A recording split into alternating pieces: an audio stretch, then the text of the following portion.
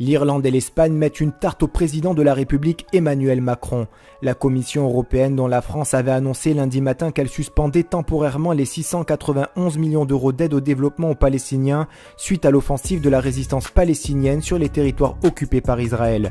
Une opération qui a coûté la mort à plusieurs centaines de soldats israéliens, ainsi que la capture de hauts dirigeants de l'armée d'occupation israélienne, dont Nimrod Aloni, responsable en août 2022 d'un massacre à Gaza causant la mort de 49 civils palestiniens dont 19 enfants.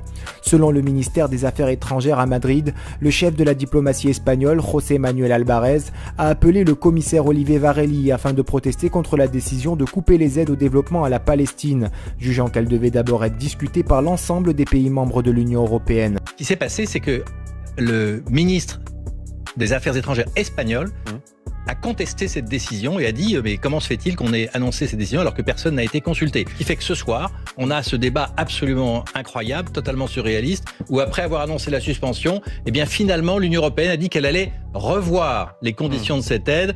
Idem à Hublin qui affirme que la décision de couper l'aide à la Palestine est illégale.